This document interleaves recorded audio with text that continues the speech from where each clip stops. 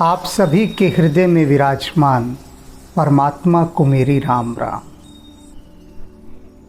आज राम नारद मुनि को जो समझाने जा रहे हैं, उनके जिस प्रश्न का उत्तर देने जा रहे हैं, यदि इस उत्तर को मातृशक्ति यानी स्त्रियां ठीक से नहीं समझेंगी, ठीक से नहीं सुनेंगी, तो हो सकता है वे आहत हो जाएं और सोचने लगें ये प्रभु राम क्या कह रहे हैं।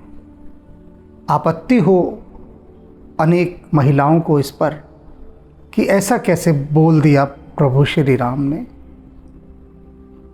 तो उससे पहले प्रसंग समझ लें, रेफरेंस जान लें, क्योंकि बिना किसी संदर्भ के यदि किसी बात का अर्थ समझा जाएगा, देखा जाएगा, ग्रहण किया जाएगा, तो अर्थ का अनर्थ हो जाएगा।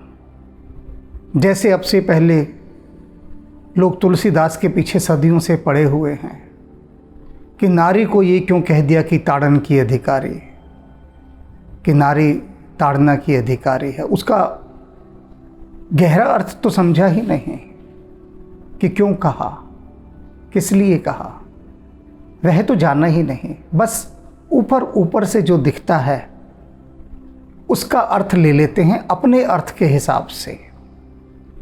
वास्तव में जो उसका गूढ़ार्थ था, गहरा अर्थ था, डीप मीनिंग था, उसे समझने से वंचित हो जाते हैं और संतों की वाणी पर आक्षेप लगाने लगते हैं और पाप कमाते हैं बिना जाने। और जब जानते हैं उनको अर्थ बता दो सही, तब बड़ी आत्मग्लानि से भर जाते हैं, पछताते हैं कि अरे ये हमने क्या किया, ये तो हम नासमझी में ऐसा करते रहे। तो आज जो बात कह रहे हैं राम, उसे अपनी नासमझियों से मत समझ लेना, समझ समझ के समझना, और समझ समझ के समझो, इसीलिए मैं समझा रहा हूं। नारद जी ने क्या पूछा? नारद जी ने कहा था, प्रभु मैं स्त्री का संग करना चाहता था, नारी का संग, विवाह करना चाहता था, बड़ी इच्छा थी। आपने अड़ंगा डाल दिया, आपके कारण से मेरा वो विवाह नहीं हो सका। नारद का प्रश्न बता रहा है कि आज भी उन्हें उस नारी की याद आ रही है, टीस उठ रही है भीतर कि क्यों ऐसा किया आखिर राम जी ने, श्री हरि ने क्यों मेरा विवाह रोक दिया। आज पूछ ही बैठे कि प्रभु बस मुझे ये बता दीजिए कि आपने मुझे विवाह करने से क्यों रोका। अब प्रभु उत्तर दे रहे हैं नारद जी के प्रश्न का। काम क्रोध लोभादि मद प्रबल मोह के धार। कहते हैं नारद सुनो, सबसे पहले तो ये जान लो कि जो काम, क्रोध, लोभ इत्यादि जो मद हैं, नशे हैं, प्रबल मोह के धार, ये सब बड़ी तेज धारदार सेनाएं हैं। ये सेना की सेनाएं पूरी, बड़ी धार है इनमें, इन सब चीज़ों में बहुत तेज चीज़ें हैं। ये सब कुछ काट डालती हैं, ऐसी तेज चीज़ें हैं। क्या क्या? काम, क्रोध, लोभ इत्यादि, और ये जो मद है, नशा है, अहंकार है, सब। लेकिन नारद, ये कुछ भी नहीं है, ये सब चीज़ें बहुत छोटी हैं। इनसे ऊपर एक चीज़ और है, सबसे ऊपर। क्या है? तिन्मह अति दारुण दुखद। इन सब में अति दारुण यानी भयंकर और दुखद, जो दुखदाई है, वह क्या है? माया रूपी नर नार। ये जो माया रूपी स्त्री है ना, नारी, माया रूपी नारी जो है, ये इन सबसे अधिक भयंकर और दुखदाई है। अब यहाँ मैं पहले स्थिति स्पष्ट कर दूं कि जो स्त्रियां हैं वे अब आगे की बातें सुनकर परेशान ना हो, आहत ना हो, दुखी ना हो, क्योंकि प्रभु आगे जो लक्षण बता रहे हैं नारियों के, वो बड़े भयंकर हैं। बहुत भयंकर। तो उसे सुनकर यह न जान ले कि देखो प्रभु श्री राम तो महिलाओं का सम्मान ही नहीं करते। तो उसके लिए यहाँ मैं दोबारा ध्यान दिला दूं कि उन्होंने क्या कहा है। तिनमय अति दारुण दुखद, उनमें से अधिक भयंकर और दुखद क्या है? माया रूपी नार, माया रूपी नार, ऐसी नारी जो माया रूप है। नारियां बहुत सारे रूप की हैं। ममता रूपी नार, स्नेह रूपी नार, प्रेम रूपी नार, और यहां प्रभु क्या कह रहे हैं? माया रूपी नार। बहुत सारी श्रेणियां हैं, कैटेगरीज हैं, और उसमें से ये किस कैटेगरी की है, किस श्रेणी की नारी की प्रभु इस समय आलोचना कर रहे हैं, उसे दिखा रहे हैं। आलोचना का अर्थ निंदा नहीं होता, याद रख लेना। आलोचना का अर्थ होता है किसी चीज़ को गहराई से देखना, आलोचना, समीक्षा करना। तो प्रभु इस समय यहाँ पर माया रूपी नारी की बात बता रहे हैं कि कैसी होती है माया रूपी नारी। क्योंकि नारद मुनि जिसे प्राप्त करना चाहते थे, जिस नारी को आप सभी जानते हैं वो माया रूपी नारी थी, उसका सृजन ही इसलिए किया गया था कि नारद को भरमा सके। तो इसलिए जो भटकाने वाली नारियां होती हैं उनके बारे में यहाँ बताया जा रहा है, माया रूप नारियां, अन्य नारियां नहीं। यदि ऐसा होता तो प्रभु शबरी के प्रति इतने सम्मान से न भरे होते, अहिल्या के प्रति। और कदम कदम पर कितनी नारियां हैं, और स्वयं सीता के प्रति कितना सम्मान है, अपनी माताओं के प्रति, सासों के प्रति, अपनी अन्य माताओं के प्रति जो दशरथ की अन्य नारियां थी, सबके प्रति। लेकिन यहाँ प्रभु बात कर रहे हैं माया रूपी नारी की। अब हम आगे चलते हैं, क्योंकि अब मैंने स्थिति स्पष्ट कर दी। अब अपने आप खोज लीजिए सभी कि कौन कौन सी नारी है। भक्त रूपी नारी कौन है, स्नेह रूपी कौन है, प्रेम रूपी कौन है, और माया रूपी कौन है। हम तो नहीं जानते ना, नारियां स्वयं जानती होंगी वो कौन सी नारियां हैं। तो अपना वर्गीकरण स्वयं कर लें, और फिर अब इस दृष्टि से हम देखते हैं। सुन मुनि कहत श्रुति संता, मोह विपिन कहु नारी बसंता। प्रभु कहते हैं सुनो मुनि, कह पुराण श्रुति संता, सारे पुराण, वेद और संत सब कहते हैं। क्या कहते हैं? मोह विपिन कहु नारी बसंता, कि ये जो जंगल है ना मोह का, मोह रूपी जंगल, इस मोह रूपी जंगल में ये जो नारी है, माया रूपी नारी, ये नारी वसंत ऋतु के समान है। वसंत ऋतु जब आती है तो क्या होता है? सब कुछ फलने फूलने लगता है। तो ये जो मोह का जंगल है, ये इस माया रूपी वसंत ऋतु के आते ही फलने फूलने लगता है। ऐसा संत कहते हैं, पुराण कहते हैं, वेद कहते हैं। प्रभु राम ने पहली बात नारद जी को ये समझा दे। जप तप नेम जलाशय झारे, कहते हैं अब सुनो नारद, तुम तपस्वी हो, साधु हो, तो ये जप तप नेम ये क्या है? ये सब तालाब हैं, जलाशय, सरोवर हैं ये सब। और नारी क्या है? नारी गर्मी की आग है, ग्रीष्म ऋतु की आग। होय ग्रीष्म सोशई सब नारी, नारी इन सब को सोख लेती है, सुखा देती है। जप तप नेम जितने हों सब। इसीलिए तो विश्वामित्र का तप भंग करने के लिए मेनका को भेजा गया था, माया रूप नारी। तो क्या करती है ये? जितनी तपस्या है, जितने पुण्य हैं, जो भी कुछ है, वो क्या है? सरोवर हैं, तालाब हैं। और ये आग बनकर आती है गर्मी की और सब सुखा देती है, सब सूख जाता है।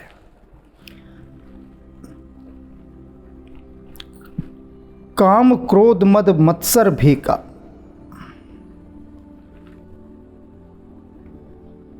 काम, क्रोध, ईर्ष्या, ये सब मेंढक हैं। अब मेंढक बहुत टर्राते हैं। कब टर्राते हैं? बरसात आने पर। तो कहते हैं जो माया रूपी नारी है ना, इन ही हर्षप्रद बरखा एका।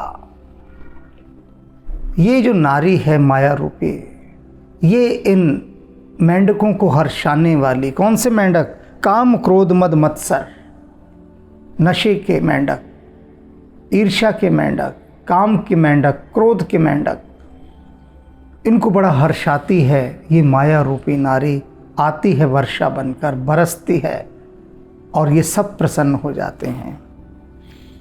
दुर्वासना कुमुद समुदायी, तिनके शरद सदा सुखदाई। और ये जो बुरी वासनाओं के जो कुमुदों के समूह हैं, बुरी वासनाओं के, उनके लिए क्या है ये माया रूपी नारी? तिनके शरद सदा सुखदाई, उनको सदा सुख देने वाली ये शरद ऋतु है। शरद ऋतु में ये कुमुद बहुत विकसते हैं, फलते फूलते हैं। तो ये जो दुर्वासनाओं के जो कुमुद हैं, इनको खिलाने वाली ये शरद ऋतु के समान है माया रूपी नारी। धर्म सकल सरिरूह वृंदा। अब धर्म का जो कमल वन है, धर्म रूपी कमल वन, होई हिम तिन्ही दही सुखमंदा। उन कमलों के लिए तो ये जैसे मान लो हिमपात है, बर्फबारी है, बर्फ बनकर ये उन पर गिरती है, उन कमलों पर उन्होंने जला डालती है। किन्हें? धर्म को। पुनि ममता जवास बहुताई, पलुए नारी शिशिर ऋतु पाए। और ये जो जवास है, किसकी? ममता की, मोह की। जवास यानी एक ऐसी जंगली झाड़ी जिस पे कांटे लगे होते हैं, उसके लिए ये माया रूपी नारी शरद ऋतु का काम करती है, सर्दी का काम, उसमें वो और बढ़ते हैं। पाप उलुक निकर सुखकारी, और पाप रूपी उल्लुओं को सुख देने वाली ये क्या है? नारी निबिड़ रजनी अंधियारी। निबिड़ अंधकार वाली रात है ये माया रूपी नारी। जितनी गहरी रात होती है ना, उतना अधिक उल्लुओं को आनंद होता है, बड़े प्रसन्न होते हैं। पाप उल्लू, तो यहाँ कैसे उल्लू हैं? पाप रूपी उल्लू, वो बड़े प्रसन्न होते हैं किसे पाकर? इस माया रूपी गहरी रात्रि को पाकर बड़े प्रसन्न हो जाते हैं। तो बता रहे हैं कि ये अवगुण है इसमें, कि ये पापों को कितना अधिक बढ़ा देती है, उकसा देती है। जितने विकार हैं, उन विकारों को माया रूपी नारी भड़का देती है। एक छोटे से उदाहरण को मैं बीच में दे रहा हूँ कि अनेक नारियां ऐसी हैं जो अपने पतियों को कहती हैं अपने माता पिता से दूर रहो, उनके पास नहीं जाने देती, मिलने नहीं देती, और धमकी दे देती हैं माता पिता को चुन लो या मुझे चुन लो। अब पति बेचारा क्या करेगा? वह उसे ही चुनता है, माता पिता को छोड़ देता है। ये माया रूपी नारी है। तो माया रूपी नारी ने क्या किया? जितना भी धर्म था, तप था, तपस्या थी, उस सारे सरोवर को गर्मी बन के सुखा दिया। ये माया रूपी नारी है। एक नारी दूसरी भी होती है कि उसके सास ससुर उसे डांटते रहेंगे, गुस्सा करते रहेंगे, चिल्लाते रहेंगे उस पर, उसे दुत्कारते रहेंगे, अपमानित करते रहेंगे, लेकिन फिर भी वह बड़े शांत भाव से, भक्ति भाव से उनकी सेवा करती रहेगी। लाख लाख जूते खाएगी उनसे, फिर भी उनका आदर करेगी, उनकी सेवा करेगी और राम के गुण गाएगी। ये भी तो नारी है। ये नारी कौन सी है? भक्त नारी। और ऐसे ही स्नेह की नारी, स्नेह रूप नारी, सारे बच्चों पर समान रूप से स्नेह करेगी। परिवार में जितने भी बच्चे हों, जिसके भी बच्चे हों, कोई भेदभाव नहीं रखेगी। और वीरांगना नारी, योद्धा नारी, जैसे कि राम की माता कैकेयी थी, वीरांगना थे। तो भिन्न भिन्न प्रकार की नारियां हैं, लेकिन यहां माया रूपी नारी की बात कर रहे हैं। पाप उलूक निकर सुखकारी, नारी निबिड़ रजनी अंधियारी, बुद्धि बल शील सत्य सब मीना, बनसी समत्रिय कहीं ही प्रवीणा। कहीं ही प्रवीणा, जो प्रवीण लोग हैं, सयाने लोग हैं, वे क्या कहते हैं, राम बता रहे हैं। वे कहते हैं नारद, ये जो बुद्धि बल शील सत्य है ना, ये सब मछलियां हैं। ये सब मछलियां हैं। बुद्धि हो गई आपकी तपस्या, शीलता, विनम्रता, और ये माया रूपी नारी क्या है, बनसी समत्रिय। ये जो कांटा होता है मछलियों को फंसाने वाला, ये त्रिया वो है। उस कांटे में फंसा लेती है और निकाल कर ले जाती है और मर जाते हो तुम। बंसी का कांटा डाला, खींच लिया पति को, कि माता पिता की बिल्कुल परवाह नहीं करनी, उन्हें मरने छोड़ दो। अब पति तो आ गया बाहर उस बंसी के कांटे में लग के बाहर, लेकिन वो बाहर आके भी तड़पता रहता है, बोलता कुछ नहीं बेचारा, है ना। वो बेचारा क्या बोले, करे ना कोई शोर, चुप रहता है, पत्नी की आज्ञा में रहता है। तो वह जो माया रूपी नारी है, वह क्या है, वह कांटा है, मछली को फंसाने वाला, बंसी है। अवगुण मूल सूल प्रद प्रमदा, सब दुख खानी। और ये क्या है, अवगुणों की मूल है, अवगुण मूल, शूल प्रद, पीड़ा देने वाली है, प्रमदा, और सारे मदों को देने वाली है, सब दुख खान, सब दुखों की खान है, सब दुखों की, ये माया रूप नारी। ताते कीन निवारण मुनि, मैं यह जिए जाने। ताते कीन निवारण मुनि, इसलिए हे मुनि, इसलिए मैंने तुम्हें उस माया रूपी नारी से दूर कर दिया था, क्योंकि यदि उसकी बंसी में तुम फंस जाते ना, तो बस तुम्हारा ये सारा मुनित्व नष्ट हो जाता, तुम्हारा ये तप, तुम्हारा ये भजन सब समाप्त हो जाता। वो सब सोख लेती, सब सुखा देती। वो तो माया रूपी नारी थी, और मैं जानता था कि अगर तुम्हारा उससे विवाह हो गया तो तुम्हारे ऊपर मोह का पर्दा फिर कभी नहीं हट सकता। मैं भी हटाने पर आ जाऊं तो भी नहीं हटेगा। तुम आग से खेलना चाहते थे, तुम सांप से खेलना चाहते थे, और नारद तुम शिशु के समान हो, नवजात शिशु के समान। तुम्हें पता ही नहीं था कि तुम खेल किससे रहे हो, किससे खेलना चाह रहे हो, किसे चाह रहे हो। ये तो मैं जानता था ना कि तुम जिसे पाने के लिए छटपटा रहे हो वह आग है, वह नागिन है। और ये मैं अपने जीवन में जानकर, ये जान के मैंने तुझे उनसे अलग किया, ये कारण था।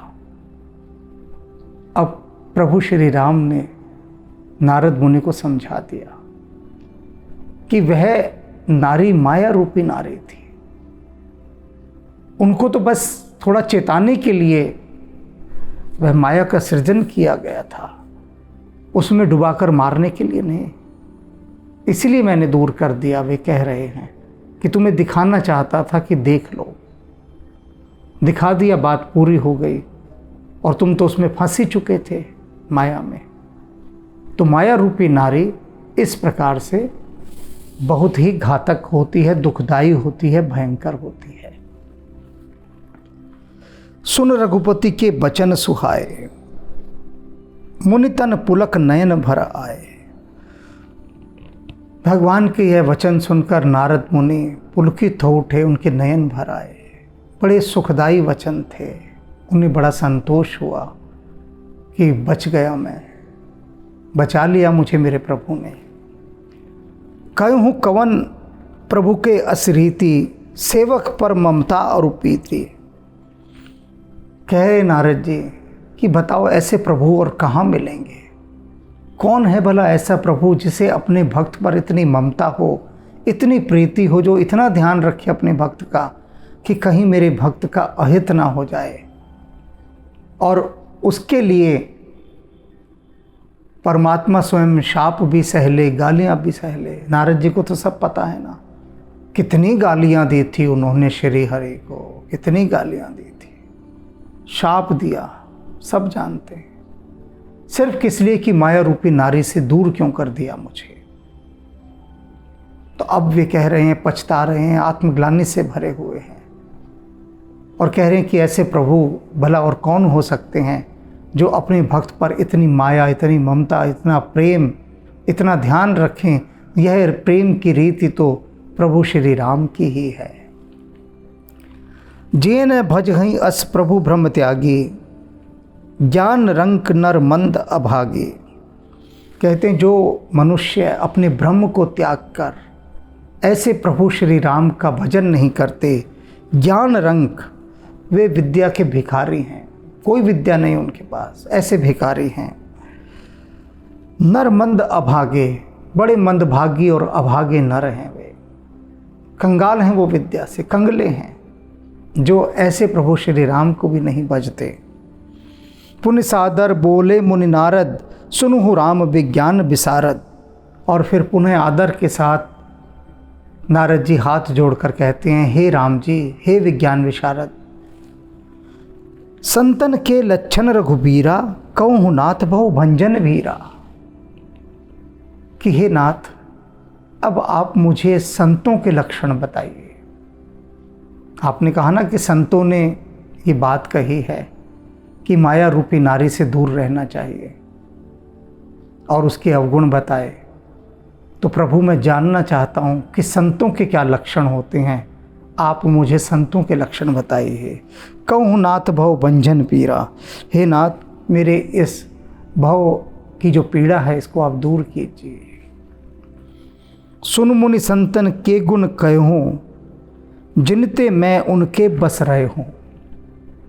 कह रहे हैं, सुनो नारद, मैं तुमसे अब उन संतों के गुण कहता हूँ जिनके गुणों के वश में मैं रहता हूँ।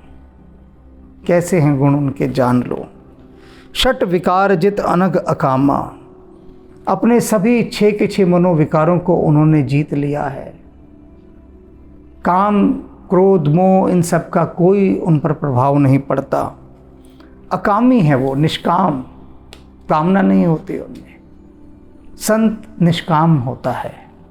अचल अकिंचन सुचि सुख धामा, अचल होता है वो, डिगता नहीं है बहुत जल्दी जल्दी, डिगता ही नहीं है, बल्कि लोग तो ज़रा ज़रा सी बात पर डिग जाते हैं, फौरन डिग जाते हैं, लेकिन संत ऐसे नहीं होते। संत का विश्वास अटल होता है, अकिंचन और सर्वत्यागी होते हैं। धन, मोह, माया, पद, प्रतिष्ठा, इसमें उनका कोई रस नहीं होता। सुख धामा, और सुख के घर होते हैं वे। अमित बोध अनियमित भोगी, और कैसे होते हैं? अमित बोध, बहुत ज्ञान होता है उनको, ज्ञानवान, ज्ञानी होते हैं। अनीय है, कोई इच्छा नहीं होती उनकी। मित भोगी, बहुत कम खाते हैं, बहुत कम, भोजन पर उनकी दृष्टि नहीं रहती। सत्य सार कवि कोविद जोगी, सत्य का सार वे जानते हैं, कवि होते हैं, विद्वान होते हैं और योगी होते हैं। संतों का ये स्वभाव है। सावधान मानद मदहीना, सदा सावधान रहते हैं। इसलिए सावधान रहते हैं कि भूल से भी कोई भूल ना हो जाए, कोई त्रुटि ना हो जाए। अवेयरनेस, संतों का ये गुण है, अवेयरनेस, सजगता, सावधानी। तो नारद सावधान रहते हैं। जो तुम नहीं रहे, जो तुम नहीं रहे, चूक गए। मानद मदहीना, मानद सबका मान सम्मान करते हैं। तुमने तो मुझे खूब गालियां दी थी, ये कह नहीं रहे प्रभु, ये उसकी ध्वनि, उसकी साउंड निकल कर आ रही है। नारद को समझा रहे हैं ना, तो कह रहे हैं मानद, सबका मान करते हैं, सम्मान करते हैं। मदहीना, कोई अहंकार नहीं होता उनमें किसी प्रकार का।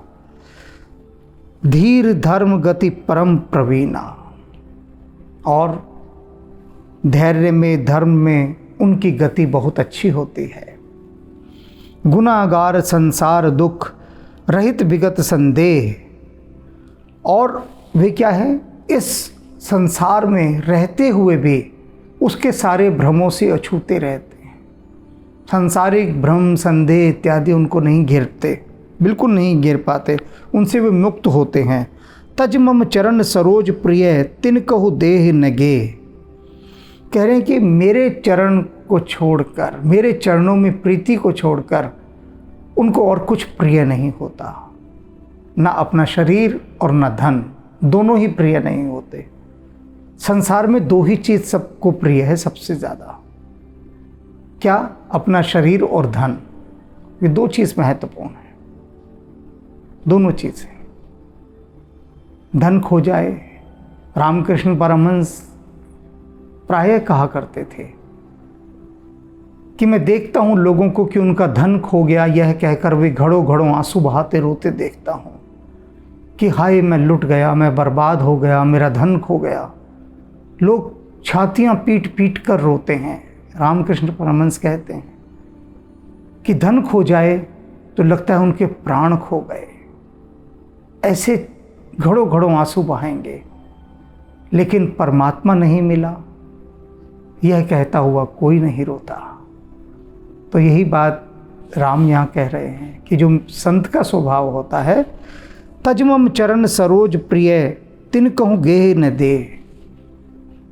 मेरे चरण कमलों को छोड़कर उन्हें ना अपना घर प्रिय होता है और ना अपना शरीर प्रिय होता है, कुछ भी नहीं। ये धन ही तो सबसे बड़ा घर है। निज गुण श्रवण सुनत सकुचाही।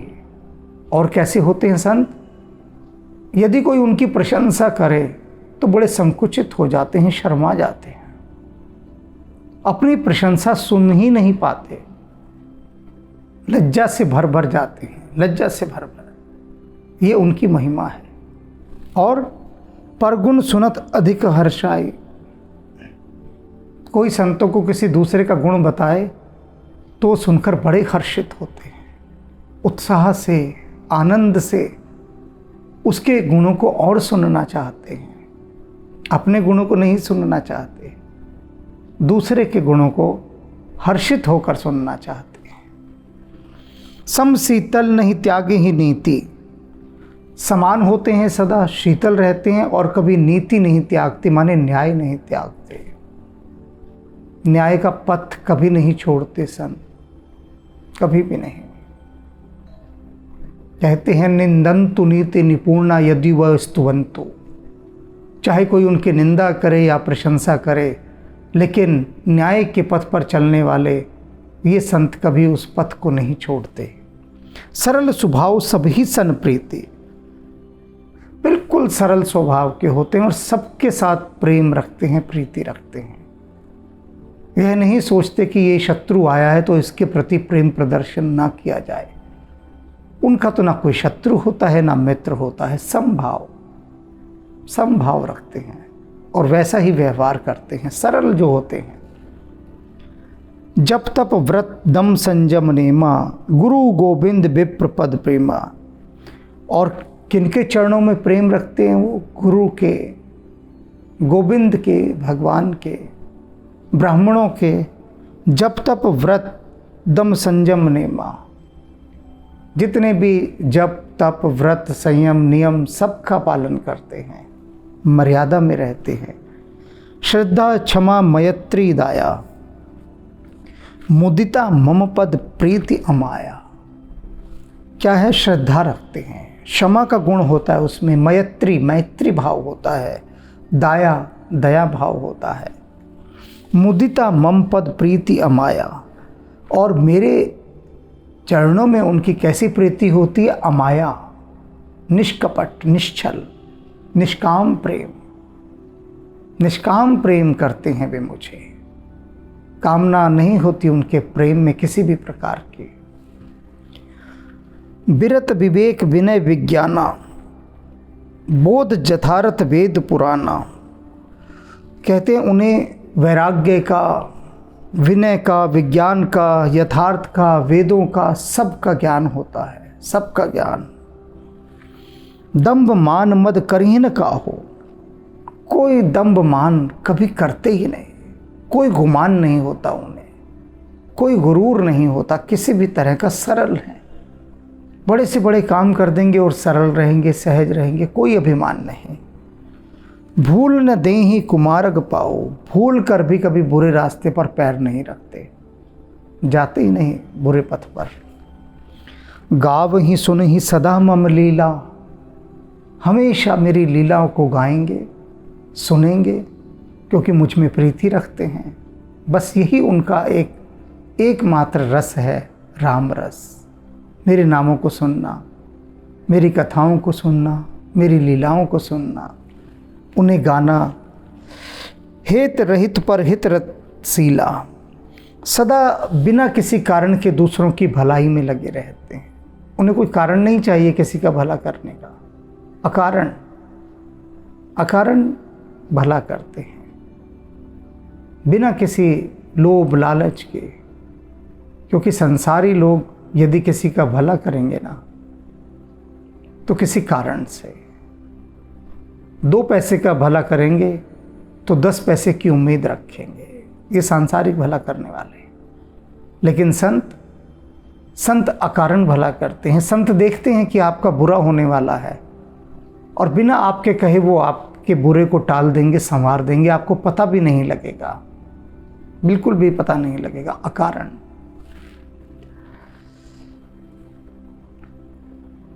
मुनि सुन साधुन के गुण जेते, कहीं न सकई सारद श्रुति जेते। कहते नारद मुनि जी, मैंने साधुओं के इतने गुण बताए हैं आपको, और ये गुण इतने अधिक हैं कि ना तो सरस्वती जी इनका बखान कर सकती हैं और ना ही शेषनाग जी, कोई भी नहीं। ये इतने अधिक गुण हैं संतों के, साधुओं के। कह न सक न सारद शेष, नारद सुनद पद पंकज गहे। नारद जी ने सुना कि प्रभु ने कहा है कि देखो, संतों के इन गुणों को न सरस्वती गा सकती है और न शेषनाग। यह सुनते ही नारद जी प्रभु के पैरों में गिर गए, उनके चरण पकड़ लिए। अस दीन बंधु कृपाल, अपने भगत गुण निज मुख कहे। और दीन बंधु भगवान श्री राम ने अपने भक्तों के गुण अपने मुख से मुझसे कहे, उनकी बड़ी कृपा है। सिर नाई बार ही बार, बार बार उनके चरणों में सिर नवा रहे हैं, बार बार नारद मुनि।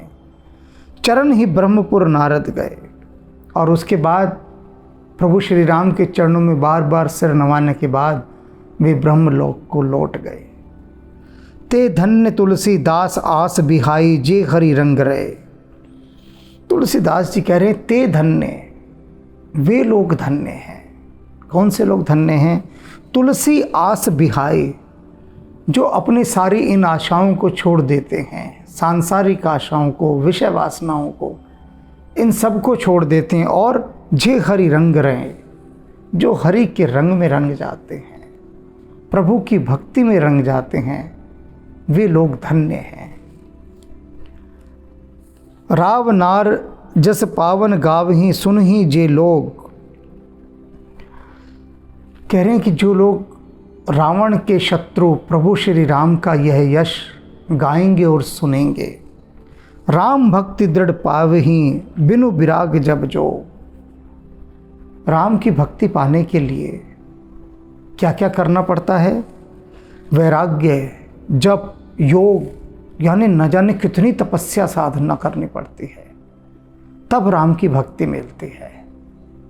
किंतु तुलसीदास जी कह रहे हैं कि सुनो, रावण नार जसु पावन गाव ही सुन ही जे लोग। जो लोग रावण के शत्रु भगवान श्री राम के इस यश का गान करते हैं, गाते हैं या सुनते हैं, वे बिना किसी साधना के, तपस्या के प्रभु श्री राम की भक्ति को प्राप्त कर लेते हैं, बिना किसी कठिन तपस्या के। कोई तपस्या नहीं, सबसे सरल उनकी लीलाओं को, उनकी कथाओं को कहना, उन्हें सुनना। दोनों ही स्थितियों में जो कह नहीं पाते वे सुन सकते हैं, तो उनको भी वही लाभ मिलेगा। दीप शिखासम जुबति तन। कह रहे नारद जी सुनो, ये जो युवती नारी है ना, इसका जो शरीर है वो दीप शिखा के समान है, दिए की लौ के समान। जन हो इस पतंग, और क्या है, और अपने मन को उसका पतंगा ना बनाइए। और तो दीप शिखा की लौ है, उसकी तरफ बढ़ेंगे तो पतंगे के समान जल जाएंगे। वजहि राम तज काम मद, करी सदा सत्संग। और क्या करो, काम और मद को छोड़कर श्री रामचंद्र जी का भजन कर और सदा सत्संग कर। तुलसीदास जी ने ये शिक्षा, ये नसीहत दे दी है अंत में कि दीप शिखा सम जुगती। ये जो नारी का यौवन का जो शरीर है ना, आग है ये। पतंगे के समान अपने मन को इसमें मत जला, ये मन जला देगा इसमें तेरे को, तेरी भक्ति को, तेरी तपस्या को। इससे दूर रहे। और क्या कर, भज ही राम तज, केवल राम को भज, राम को भज। और किसे तज के, काम मद कर ही सदा सत्संग। काम मद मोह इन सब को त्याग करके सदा सत्संग कर, सदा सत्संग कर। सत्संग माने सत्य का संग, उसका संग जो तुम्हें परमात्मा की तरफ ले जाए, वह सत्संग। सत्संग का अर्थ यह बिल्कुल नहीं है कि भीड़ की भीड़ जब किसी आश्रम में जाएगी, किसी डेरे में जाएगी, किसी संगत में जाएगी, वहाँ जाकर भीड़ इकट्ठी हो जाएगी, वो सत्संग है। वहाँ क्यों जाते हैं? क्योंकि वहाँ सत्य का संग मिलेगा, यह इसलिए भीड़ वहाँ जाती है। तो लेकिन इसका अर्थ ये नहीं कि सत्संग का मतलब है 100-200 लोग इकट्ठे हों ना। एक व्यक्ति भी यदि किसी सत्य को जानने वाले के पास बैठकर ज्ञान ले रहा है तो वह सत्संग है। सारे उपनिषद जो हैं वो दो के बीच घटे हैं, सिर्फ गुरु और शिष्य के बीच। गुरु बैठा होता था और शिष्य बैठा होता था, दो जने होते थे बस, और तब सत्संग होता था। सत्संग वैसे हमेशा दो जनों में होता है, सदा दो जनों में सत्संग। जो वास्तविक सत्संग है दो जनों में, और इसका सबसे बड़ा प्रमाण अर्जुन और कृष्ण है। दो ही जने थे जब सत्संग हुआ, तीसरा कभी कोई था ही नहीं, तीसरा कभी होता ही नहीं। ये डीप मेडिटेशन है, गहरा ध्यान, गहरा सत्संग। गहरा सत्संग दो जनों के बीच में होता है। फिर होता है एक पब्लिक सत्संग, सार्वजनिक सत्संग, वो बहुत सारे लोगों के साथ होता है, वह भी सत्संग है। लेकिन महिमा इस सत्संग की बताई गई है जिसमें सिर्फ दो जने होते हैं। अभी भी तो दो हैं, राम जी हैं और नारद जी हैं, दो ही जने हैं। उन दोनों के बीच में सत्संग हो रहा है, तीसरा वहाँ कोई है ही नहीं। आप में से कोई कह सकते हैं, बुद्धिजीवी सोचने समझने वाले, कि लक्ष्मण जी भी तो वहाँ पर हैं, वो मूक दर्शक हैं। वो ऐसे ही हैं जैसे बहुत सारे पेड़ खड़े हों, वो भी एक पेड़ के समान हैं। वो पार्टिसिपेंट्स नहीं है इसमें, प्रतिभागी नहीं है, इसके है ही नहीं इसमें, उनकी सहभागिता कहीं है ही नहीं। एक पेड़ की तरह है वो भी इस समय। तो वास्तविक सत्संग तो इस समय प्रभु श्री राम और नारद जी के बीच हो रहा है। तो आज हनुमान जी की असीम कृपा से, उनकी कृपा है, आज अरण्य कांड का समापन हुआ। अब हनुमान जी किष्किंधा कांड में प्रवेश कराएंगे। सब इन्हीं का प्रताप है, इन्हीं की महिमा है। रघुपति राघव राजा राम, पतित पावन सीताराम।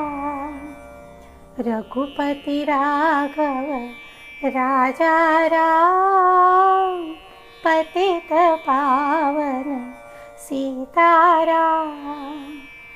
सीताराम सीताराम बज प्यारे तो सीताराम।